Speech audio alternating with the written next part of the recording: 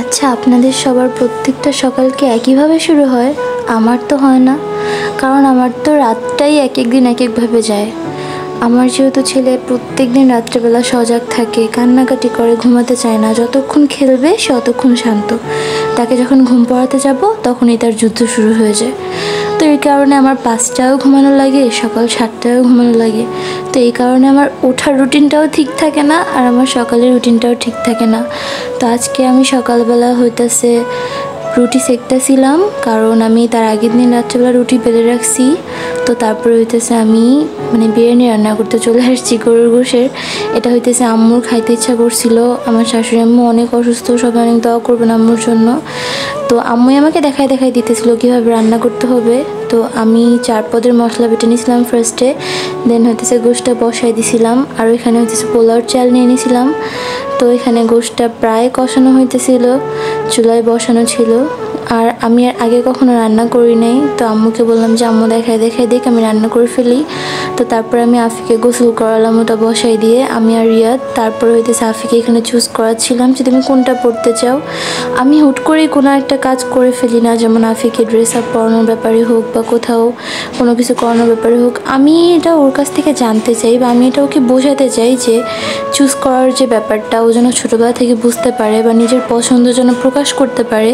তো এই জিনিসগুলো আমি অনেক খেয়াল রাখি, তো আপনারাও রাখতে পারেন। তো যাই হোক, কে কে এমন করেন বাচ্চাদের সাথে সেটাও আমাকে বলবেন।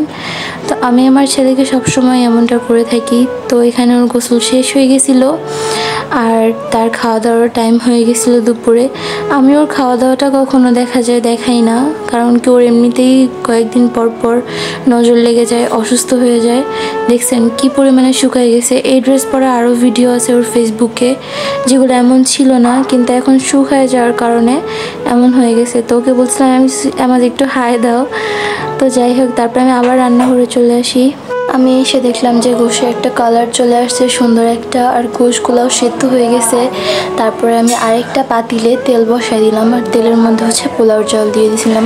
আমি একটা ব্লান্ডার করে ফেলছিলাম, যেটা হইতেছে আমি পোলার মধ্যে টোটালি কোনো লবণ ইউজ করি নাই, কারণ এটা আম্মু আমারে বলেও নাই আর আমারও মাথায় কাজ করে নাই। আমি ভাবছিলাম হয়তো যে গোশটার মধ্যে যে লবণটা ছিল ওইটাই হয়তো দুটার জন্যই দেওয়া হয়েছে, কিন্তু পোলার মধ্যে আলাদা করে আবার দেওয়া লাগতো।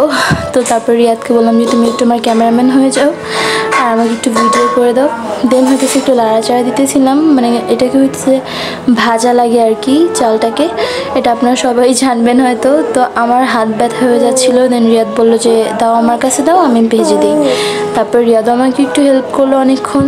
তারপরে আমি এখানের মধ্যে পানি ছেড়ে দিচ্ছিলাম, এটা গরম পানি ছিল, যেটা আমি চালের মধ্যে দিয়ে দিছি।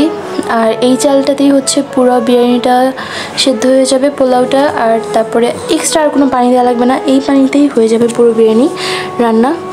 তো আমি দোয়া করি যেন বিরিয়ানিটা ভালো হয়। আমি অনেক নার্ভাস ছিলাম যে কেমন হবে, বাট আলহামদুলিল্লাহ যেমন হয়েছিল ভালোই হয়েছিল মোটামুটি আর কি, আহামরি মজাও হয় নাই কোনো। তো তারপরে আমি আর কোনো ভিডিও করি নাই, একবারে এখানে খেতে বসছিলাম আর রিয়াদকে খাওয়াই দিচ্ছিলাম, আর বলতেছিলাম যে তুমি একটু আমাকে রিভিউ দাও না যে কেমন হয়েছে, আমি অনেক নার্ভাস। তো আলহামদুলিল্লাহ এটা রিয়াদের অনেক ভালো লাগছিলো, সবারই ভালো লাগছিলো, আহামরি মজাও হয় নাই বাট খারাপও হয় নাই, আলহামদুলিল্লাহ। তো আপনারা আমাকে জানাবেন যে কারা কারা ফার্স্ট টাইম ট্রাই করেছিলেন আর কারটা কেমন হয়েছিল। তো আমি এখন আপনাদেরকে দেখাবো যে আমি কিসের জন্য বলেছিলাম যে আমার প্রত্যেকটা রাতের রুটিন এলোমেলো হয়ে যায়। দেখেন এখন বাজে রাত 3:30, এখন বাবুর অনেক ক্ষুধা লেগে গেছিলো।